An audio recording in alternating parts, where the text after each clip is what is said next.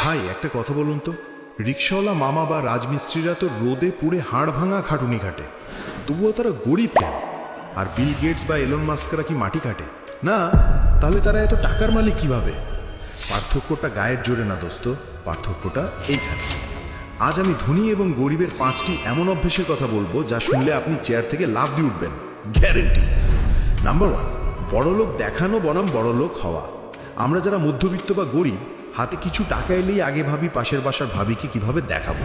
দামি ফোন, দামি বাইক, ইএমআইয়ের কিস্তিতে জীবন শেষ।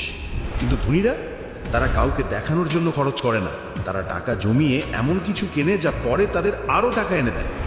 নাম্বার 2, সম্পদ বনাম দায়।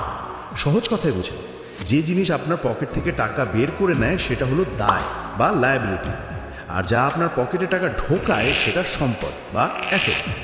গরিবরা কেনে লায়াবিলিটি আর ধনীরা কেনে অ্যাসেট।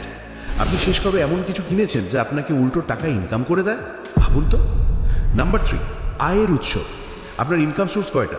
একটা, মানে ওই মাসের 1 তারিখের বেতন?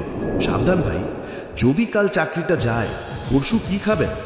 ধনীরা কখনোই এক ঘাটের জল খায় না, তাদের মাল্টিপল ইনকাম সোর্স থাকে।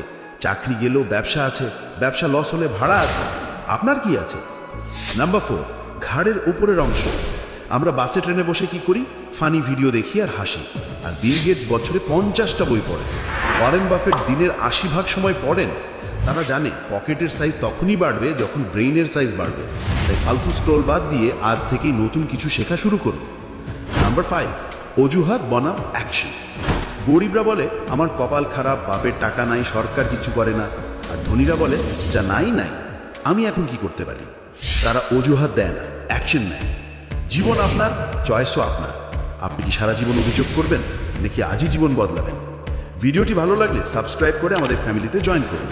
দেখা হবে বিজয়ের মঞ্চে।